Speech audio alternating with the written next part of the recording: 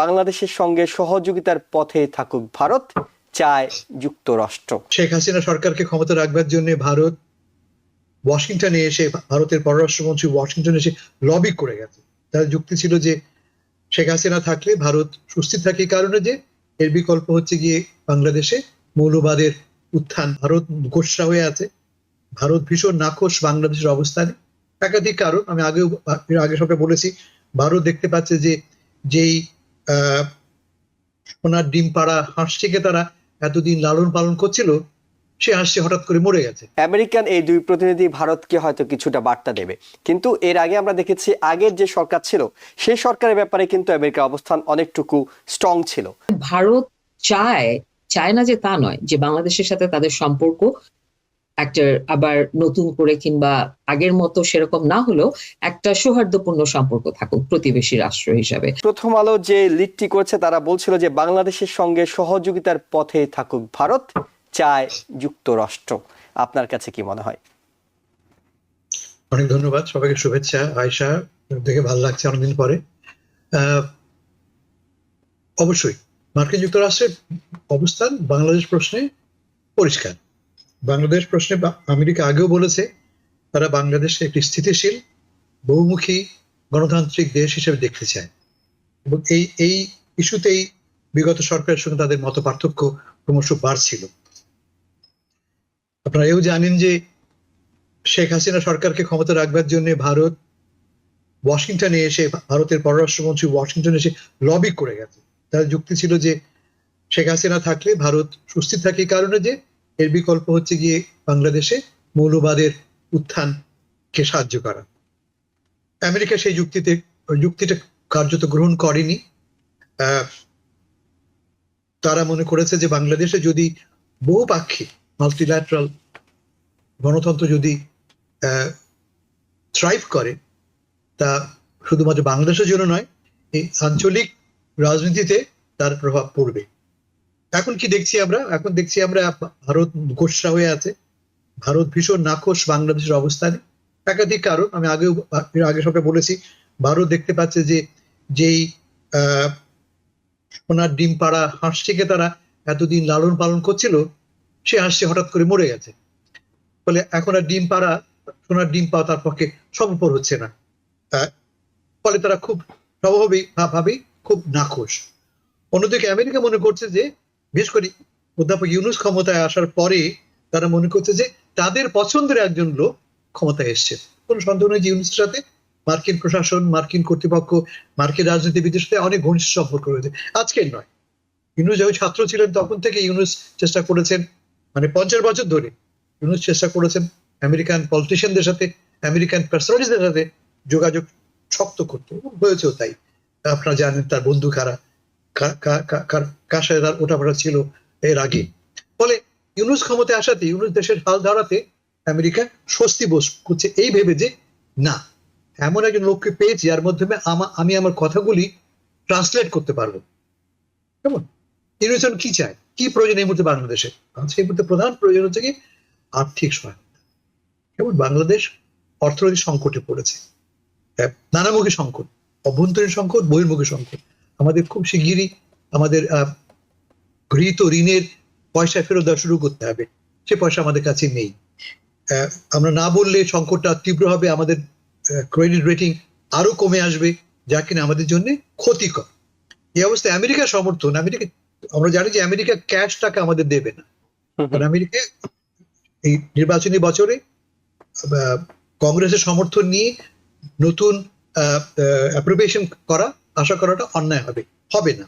কিন্তু আমেরিকা যেটা পারে, বিশ্ব ব্যাংক বা IMF, বিশেষ করে IMF এ নতুন অনুদান অথবা ঋণ স্যাংশন করা অনেক সহজ হবে আমেরিকার পক্ষে, এবং বাংলাদেশ ঠিক সেটাই আশা করছে যে তারা IMF এর কাছ থেকে নতুন ঋণ চাইবার তোড়জোড় করছে। এই অবস্থায় ঢাকায় মার্কিন প্রতিনিধির আগমন খুব একটা ভালো লক্ষণ বলে মনে করছি আমি। এটি আরেকটা গুরুত্বপূর্ণ এই কারণে যে ভারত কি করবে বাংলাদেশকে নিয়ে, তা কিন্তু অনেকটা ডিসাইড করবে আমাদের ভাগ্য। নানাভাবে ভারত চেষ্টা করলে বাংলাদেশকে নানাভাবে বিপদগ্রস্ত করতে পারে। আপনারা দেখেছেন পত্রপত্রিকায় যে আমরা বিদ্যুতের জন্য কিভাবে ভারত উপর নির্ভরশীল হয়ে পড়েছে। আদানি গ্রুপ আমাদের জন্য বিদ্যুৎ কেন্দ্র করেছে শুধুমাত্র আমাদের জন্য, এবং সেই বিদ্যুৎ কেন্দ্রের যে বকেয়া পাওনা তা কয়েকশো কোটি টাকা ছাড়িয়ে গেছে, এবং তারা এখন সেই টাকাটা দাবি করছে। টাকা না দিতে পারলে তারা হয়তো বা বিদ্যুৎ দেওয়া বন্ধ। এবং আপনারা জানেন আদানির সাথে বর্তমান সরকারের ঘনিষ্ঠতা তারা কতটা ঘনিষ্ঠ অবস্থায় আছে। ফলে সরকার চাইলে আদানির মাধ্যমে আমাদের উপর চাপ সৃষ্টি করতে পারে। এর মধ্যে কিন্তু বিদ্যুতের সরবরাহ একটি বড় রকমের সমস্যায় উঠেছে বাংলাদেশে। ঘাটতি দেখা দিয়েছে, গ্যাস নেই, কয়লা নেই, দক্ষ কর্মচারীরা কাজে যাচ্ছেন না, এইসব নিয়ে সংকটটা ঘনীভূত হয়েছে। ঠিক এই অবস্থায় ঢাকায় মার্কিন যুক্তরাষ্ট্রের কাছ থেকে একটি স্বস্তির বার্তা যদি আমরা পাই, আমেরিকা যদি বলে তোমার পাশে আমি আছি, I am next to you, তোমার সাথে আমি আছি, এই বার্তাটি শুধু আমাকে দেওয়া হবে না, ভারতকেও দেওয়া হবে। হাসান ভাই, আমি একটা বিষয় আপনার সাথে একটু আলোচনা করতে চাই, সেটা হলো যে এখানে যে দুজন যাচ্ছেন, শুধুমাত্র যে রাজনৈতিক বিষয়গুলো আলোচনা হবে। ডোনাল্ড লুকে আমরা দেখেছি এর আগে থেকে তিনি বাংলাদেশের বিষয়ে অনেক বেশি সক্রিয়, কিন্তু সঙ্গে যিনি আছেন অর্থায়ন বিষয়ক আন্ডার সেক্রেটারি, আপনি যে ইঙ্গিত দিচ্ছিলেন যে অর্থনৈতিক যে একটা সুযোগ পাওয়া কিংবা সুবিধা পাওয়া বাংলাদেশ, হয়তো সেটা এই দুজনের সফরের মধ্য দিয়ে যাবে। কিন্তু বড় পরিসরে যে আলোচনাটা হচ্ছে, আমেরিকা ইতিবাচক ভাবে এই সরকার দিকে হাত বাড়াবে, আর আপনিও বলছিলেন যে ভারত গোস্বা করে আছে, অভিমান করে আছে। কিন্তু শুধুমাত্র আমেরিকার সুযোগ সুবিধাটা নয়, তাদের এই সফরের মধ্যে দিয়ে ভারতের সঙ্গে সম্পর্কটা যে একটা টানাপোড়েন চলছে, সেটা কি একটু স্থিতিশীল হবে কিনা? আমি সেটাই বলার চেষ্টা করছি যে এই দুজন মার্কিন প্রতিনিধি ঢাকায় অবস্থানের ফলে তারা যে বার্তা দেবেন, এবং বার্তাটা কি আমরা স্পষ্ট, তা হচ্ছে যে তোমার পাশে আমি আছি। ওকে, এই বার্তা যদি আমেরিকা স্পষ্ট করে দেয়, এই বার্তা শুধুমাত্র আমাকে দেওয়া হবে না, ভারতকেও দেওয়া হবে। মাথায় রাখতে হবে যে এই বার্তার দুটো অডিয়েন্স, আমরা বাংলাদেশ এবং ভারত। এবং আমরা এও জানি যে ভারত এবং আমেরিকার মধ্যে কৌশলগত সম্পর্ক কতটা গভীর, কতটা নিকটবর্তী। এই বার্তা ভারতকে রিক্যালিব্রেট করতে বাধ্য করবে। তাদের যে হিসাব আছে বাংলাদেশ সম্বন্ধে, হিসাবটা তারা পরিবর্তন করতে বাধ্য হবে। কারণ আমেরিকাকে বাদ দিলে কিন্তু ভারত নেই। ভারতের যে সাউথ এশিয়ার যে পলিসি, তা পুরোটাই নির্ভর করে আমেরিকার সমর্থন ও তাদের তাদের গ্রহণযোগ্যতার উপরে। ফলে আমি আশা করছি যে এই দুই প্রতিনিধি ঢাকা অবস্থানের ফলে একদিকে আমাদের অবস্থা ভালো হবে, অন্যদিকে যে বার্তা ভারতে পৌঁছবে তার ফলে বোধ করি আমাদের সঙ্গে ভারতের সম্পর্ক একটু হলেও উন্নত হবে। ওকে, আমি একটু আশিদান আপনার কাছে জানতে চাই, সেটা হলো যে হাসান ফেরদৌস ভাই যেটি বলছিলেন যে ভারতের আমেরিকান এই দুই প্রতিনিধি ভারতকে হয়তো কিছুটা বার্তা দেবে, কিন্তু এর আগে আমরা দেখেছি আগের যে সরকার ছিল সেই সরকারের ব্যাপারে কিন্তু আমেরিকার অবস্থান অনেকটুকু স্ট্রং ছিল। তারপরও ভারতের কারণে তারা তেমন কিছুই করতে পারেনি, কারণ ভারত উল্টো আমেরিকাকে ম্যানেজ করার চেষ্টা করেছে। না, আওয়ামী লীগ সরকার আছে, তারা ভালো, তাদের এই কাজ ভালো, এইসব কারণে আমাদের দরকার। এখন কি পরিস্থিতি একটু পাল্টেছে বলে মনে হয় যে এখন আমেরিকার এই অবস্থানটা ভারতকে আশ্বস্ত করতে পারবে? কারণ তারা তো বিভিন্ন ভাবেই তাদের প্রতিক্রিয়াগুলো জানাচ্ছিল, রিয়াকশনগুলো জানাচ্ছিল। আপনার কাছে কি মনে হয় যে আপনি হাসান ফেরদৌস ভাইয়ের সাথে কতটা একমত, এবং একই সাথে তাদের উপস্থিতি ভারতকে আসলেই সহযোগিতা করবে কিনা? ধন্যবাদ। হাসান ভাইয়ের সাথে আমি সহমত পোষণ করি। পুরো ব্যাপারটাই হচ্ছে যে আমরা খুব অপটিমিস্টিক ভাবে দেখছি যে এই সফরটি যে হঠাৎ করে যে একটা টানাপোড়েন, খুব কঠিন একটা জায়গায় গেছে আমাদের প্রতিবেশী রাষ্ট্রের সাথে, সেখানে নিশ্চয়ই কিছুটা নমনীয়তা আনবে। তো এর পেছনে আপনি যেটা হাসান ভাই এক্সপ্লেন করলেন, সেই সাথে আমি শুধু কিছু জিনিস অ্যাড করতে চাই যে বিগত সরকারের সময় কেন আমেরিকা ইন্ডিয়াকে বাইপাস করে, আমরা যদিও জানি যে বিগত সরকারের উপর মার্কিন যুক্তরাষ্ট্র খুব সন্তুষ্ট ছিল না, গত নির্বাচন থেকে কি তার আগে বহু ঘটনা দেখেই আমরা তা আঁচ করেছি বরাবরই, যেটা অসন্তোষ প্রকাশ করছে।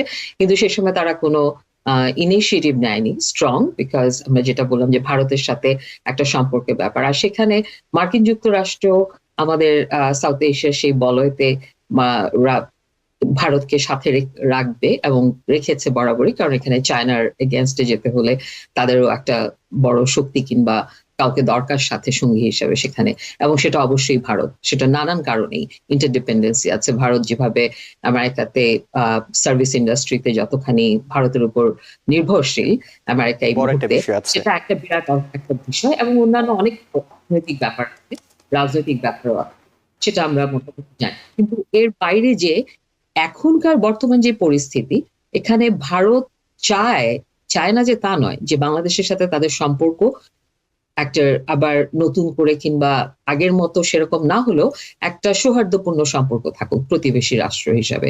কারণ সেটা দুদেশের জন্যই খুব প্রয়োজন। যেটা হাসান ভাই বলছিলেন যে আমাদের নানান খাতে আমরা এখন বিভিন্ন রকমের ইকোনমিক ডিফিকাল্টিস ফেস করতে অলরেডি শুরু করেছি, এবং ভারত যেমন পেঁয়াজ রপ্তানি, এটা একটা ছোট্ট উদাহরণ যে তার বন্ধ করে দিচ্ছে বলে বিভিন্ন দেশ থেকে বাংলাদেশ এখন পেঁয়াজ রপ্তানি করবার চেষ্টা করছে, যেখানে নানান রকমের সমস্যার সম্মুখীন হচ্ছে। তো এরকম অনেক সেক্টরেই বাংলাদেশ যেমন ভীষণভাবে ডিপেন্ডেন্ট, যেটাতে আমরা অর্থনৈতিকভাবে সেখান থেকে বেরিয়ে আসতে হলে আমাদেরকে অনেক লং টার্ম স্ট্র্যাটেজি নিয়ে কাজ করতে হবে। এটা এই মুহূর্তে যে অবস্থায় আছে সেখানে এভাবে সম্ভব নয় একেবারে সমস্ত বাণিজ্যিক সম্পর্ক কেটে দেওয়া, এবং সেটা সমুচিত নয়। তো আবার ভারতের জন্য ব্যাপারটা তাই, কারণ প্রতিবেশী রাষ্ট্র হিসাবে এবং বাংলাদেশের অবস্থান যেখানে ভৌগোলিকভাবে, সেখানে তাদেরকে অবশ্যই ভালো সম্পর্ক রাখতেই হবে তাদের নিজস্ব নিরাপত্তার ব্যাপারেও। তো সেটা তারা করবে, এবং সেটা করবার জন্য আমার মনে হয় এই মার্কিন যুক্তরাষ্ট্রের যে এই এবারের সফরটি, কারণ তারা দিল্লি হয়েই যাবেন। আমরা জানি কিছুদিন আগেও বাইডেনের সাথে মোদির দেখা করেছেন এবং সেখানেও এই বিষয়টি এসছে। বর্তমানে রাহুল গান্ধী আমেরিকাতে আছেন, তিনিও এখানে বর্তমান বাংলাদেশের সাথে ভারতের যে সম্পর্ক কিংবা শেখ হাসিনাকে নিয়ে যে পরিস্থিতি সেটা নিয়ে আলোচনা করছেন। তো এটা বিরোধী দল এবং ক্ষমতাসীন দল ভারতের দিক থেকে কিন্তু এই ব্যাপারটা ভীষণ গুরুত্বের সঙ্গে তারা দেখছে পুরো ব্যাপারটাতে, এবং এখানে নমনীয়তা ভারত কিছুটা আনবে, কিন্তু এটার জন্য আমাদের মানে বাংলাদেশের দিক থেকেও যে কিছুটা নমনীয়, কারণ আমরা দেখছি যে ভীষণ রকমের যতখানি অ্যান্টাই ইন্ডিয়ান সেন্টিমেন্ট এখন সাধারণ মানুষের মধ্যে কাজ করছে, কিংবা ডক্টর ইউনূস অবশ্যই তিনিও চান যে সম্পর্ক ভালো হোক, ইমপ্রুভ করুক। তো সেখানে আমার মনে হয় আমেরিকা একটা গুরুত্বপূর্ণ ভূমিকা অবশ্যই রাখবে, এবং ভারত হয়তো সেটাই চায় এই মুহূর্তে। তারা হয়তো দুদিকটাকেই ব্যালেন্স করতে চাচ্ছে, যে তারা যেই প্রাক্তন প্রধানমন্ত্রীকে যেভাবে রেখেছেন সেখানেও তাদের একটা নিজস্ব কমিটমেন্ট আছে, সেটার ব্যাপারে তারা হয়তো আমেরিকাকে কনভিন্স করবে যে আমাদের বাংলাদেশের ভেতরে যেই ফিলিংস চলছে এই ব্যাপারটা, সেটাকে কিছুটা নমনীয় করে আনবার ব্যাপারে। অন্যদিকে যেই ডিপ্লোম্যাটিক রিলেশন আছে, বাণিজ্যিক সম্পর্ক আছে, দুটোর ব্যাপারে একটা নিউট্রাল সিচুয়েশনে এনে দিতে। হয়তো আগের মতো সেরকম খুব গভীর সম্পর্ক আপনি আশা করছেন যে এই সম্পর্কটা একটা জায়গায় এসে হয়তো দুটো পক্ষ এটা আনতেই হবে, কারণ আমাদের দেশে আপনি জানেন ভিসা থাকার মেডিকেল ভিসা করতে বিভিন্ন ক্যাটাগরি কিন্তু ভিসাগুলো বাধ্য হচ্ছে। তো সেটাও দুদেশেরই একটা মত বিনিময় কিংবা এগ্রিমেন্ট তো থাকতেই হবে যে কিভাবে এটা করছে। তো সেরকম বিভিন্ন খাতেই এই কাজগুলো হবে, কারণ তাদেরও অনেক ইন্টারেস্ট আছে আমাদের কাছ থেকে, এবং আমাদেরও এই মুহূর্তে অনেক রকমের ডিপেন্ডেন্সি আছে। তো কেউই কাউকে ছাড়া চলে না, এবং আন্তর্জাতিক পরিমণ্ডলে এখন আমরা গ্লোবাল সোসাইটিতে থাকি। আমেরিকার যেমন ভারতকে দরকার, ভারতেরও তেমন বাংলাদেশকে দরকার, আবার ভারত আমেরিকাকেও দরকার, সবাইকেই সবার দরকার। একটা পারস্পরিক সৌহার্দ্যপূর্ণ সম্পর্ক সবাই তৈরি করতে চায়। আমার মনে হয় এটা একটা ভালো ইন্ডিকেটর। জি, হাসান ফেরদৌস ভাই, আপনার কাছে যেটা জানতে চাই সেটা হলো যে প্রায় তো 1 মাস হয়ে গেছে এই সরকার, অন্তর্বর্তীকালীন সরকার দায়িত্ব নিয়েছে। এখন পর্যন্ত বিশেষ করে ভারতের সাথে সম্পর্কের সুবাতাসের যে জায়গাটা, সেটা কোথায় যেন আটকে আছে। এর মধ্যে নতুন করে যোগ হয়েছে ডক্টর ইউনূসের সবশেষ গত সপ্তাহে একটা ইন্টারভিউ নিয়ে ভারতের কূটনীতিকরা তারা অসন্তোষ জানাচ্ছেন। তারা বলছেন যে তার মেগাফোন ডিপ্লোমেসি এটির নাম দিয়েছেন তারা। এটিকে তারা বলছেন, ডক্টর ইউনূস সেই ইন্টারভিউতে বলেছেন ভারতের সঙ্গে সম্পর্ক সর্বনিম্ন পর্যায়ে আছে। আবার তিনি শেখ হাসিনার ব্যাপারে বলেছেন যে তাকে যদি রাখতে হয় তাহলে তাকে চুপ করে থাকতে হবে। আগে শেখ হাসিনা তার ব্যাপারে টুপ করে ফেলে দেওয়ার কথা বলেছেন, এখন তিনি চুপ করে রাখার কথা বলছেন। সবকিছু মিলে তারা রিয়েকশন দিচ্ছেন। বিএনপির পক্ষ থেকে বলা হচ্ছে যে এরপরে অর্থাৎ পরিবর্তিত পরিস্থিতিতে বিএনপির সাথে সব দেশেরই রাষ্ট্রদূতদের সাথে আলোচনা হচ্ছে। ভারত এখন পর্যন্ত কোনো আলোচনা করতে রাজি হচ্ছে না কিংবা কোনো আলোচনা করছে না। এই যে একটা বিষয়, এখন যদি তার সাথে যোগ হয় যে ব্যক্তিগত পর্যায়ে অর্থাৎ ডক্টর ইউনূসের ব্যাপারে তারা গুসা করছেন, আবার ভারতের ব্যাপারে বাংলাদেশের মানুষের আপত্তি আছে, সম্পর্কটা স্বাভাবিক করার রাস্তাটা কি হতে পারে? খুব ট্রিকি, সংকটটা খুব গভীর, এই অর্থে যে ভারত এই মুহূর্তে খুবই মানসিক অশান্তিতে আছে। কারণ হচ্ছে যে যাকে আশা করে 20 বছর ধরে আমরা লালন পালন করলাম সে নেই। এবং ভারত যেটা করেনি তা হচ্ছে যে অন্য বিকল্প কোনো নেতৃত্বকে, রাজনৈতিক সংগঠনকে বা নেতৃত্বকে কাল্টিভেট করেনি। সব ডিম তারা একটা বাক্সেই রেখেছে, সেই বাক্সটা, সেই ঝুড়িটা পড়ে গেছে, সব ডিম ভেঙে গেছে। কার সাথে কথা বলবে? মানে ভারতের ফেলিয়ারটা is monumental. Diplomatic, intelligence, strategic ফেলিয়ারটা মনুমেন্টাল। কখনোই আপনি আপনার সব ডিম এক বাক্সে রাখবেন না, এটা বুদ্ধিমানের কাজ নয়, যে কাজটা ভারত করেছে। এবং ইউনূস সাহেব এমন একজন লোক যিনি ডিপ্লোম্যাট নন, তিনি একজন, আমি কি বলবো, সোশ্যাল এন্টারপ্রেনার। তিনি কেমন একজন ভিশনারি, নন পলিটিক্যাল লোক, একজন আন্তর্জাতিক ব্যক্তিত্ব। এবং তিনি কোনো কথা ছলাকলা করে না বলে স্পষ্ট করে বলছেন যে না, তিনি এটাকে মাখন দিয়ে সুন্দর করে বুঝিয়ে বলতেন না সমস্যা আছে, সমস্যা বিটা, তা না, সরাসরি তিনি বলেছেন। I like it. বার্তাটা ভারতকে পৌঁছানোর প্রয়োজন আছে। আপনি ভারতের মিডিয়া যদি পড়েন, ভারতের মিডিয়া এই মুহূর্তে এই পরিমাণ বাংলাদেশ বিদ্বেষী। আপনি জানেন যে বাংলাদেশ দল যাচ্ছে খেলতে ক্রিকেট ইন্ডিয়াতে, সে খেলা হবে কি হবে না তা নিয়ে কথা উঠেছে, কারণ ভারতীয় ফ্যানরা, বেশ করে হিন্দুত্ববাদীরা হুমকি দিয়েছে তারা আক্রমণ করবে। এই পর্যায়ে পৌঁছে গেছি আমরা। এখন যখন আমাদের সম্পর্কটা তলানিতে ঠেকেছে, তখন তাকে অকারণে কেন আমি মিথ্যা বুঝ দিব যে না সব ঠিক আছে? সব ঠিক নেই, সব ঠিক নেই। এই সিদ্ধান্ত নিয়ে এখন আমরা কথা বলতে এগোই। ঠিক যে নেই এটা আগে মানি আমরা। এবং আপনারা দেখেছেন যে ইউনূস সাহেব কি বলেছেন, আসুন আমি যাচ্ছি ওয়াশিংটনে, আমরা কথা বলি মুখোমুখি। ভারত এখন পর্যন্ত রেসপন্ড করেনি, এটা অভাবিত। দুইটি প্রতিবেশী দেশ, তার নেতারা ওয়াশিংটনে আসছেন জাতিসংঘে, একজন বলছে আমি কথা বলতে চাই, অন্যজন কোনো রায় দিচ্ছেন না।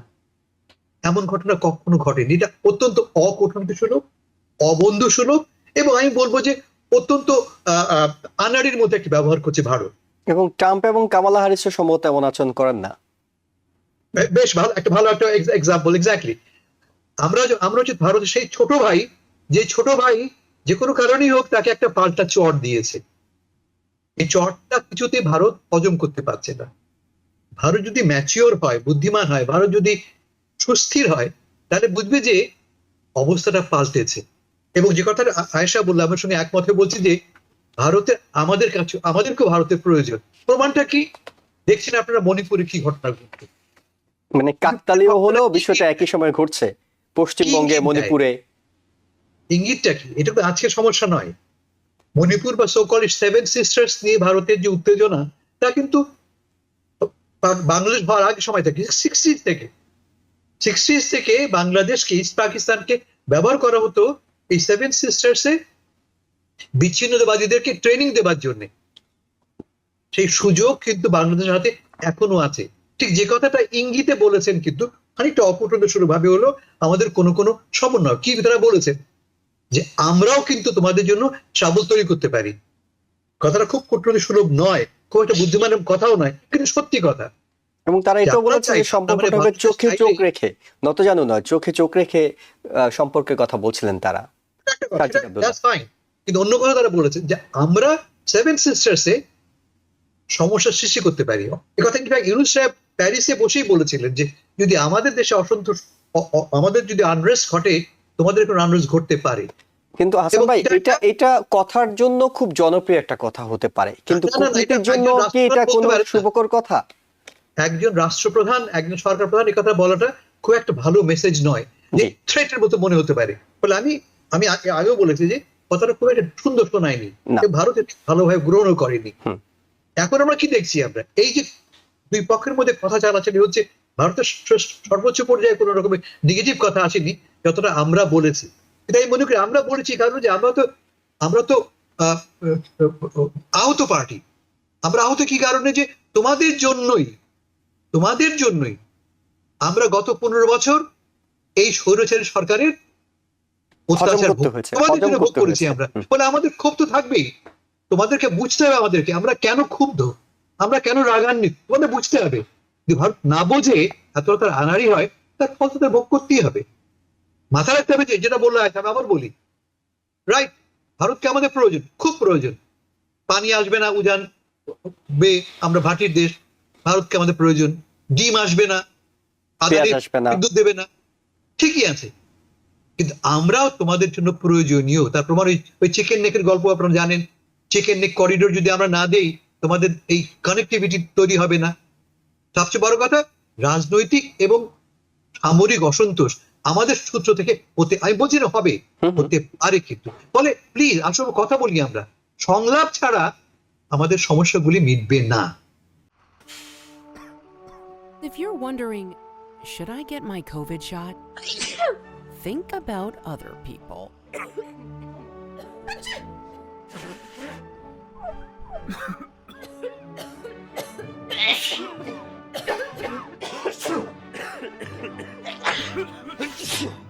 Set a date to get your COVID shot and RSV if eligible. Learn more at nj.gov/health/vaccines. New York থেকে সম্প্রচারিত TVN 24 টেলিভিশন বিশ্বজুড়ে বাঙালির কণ্ঠস্বর।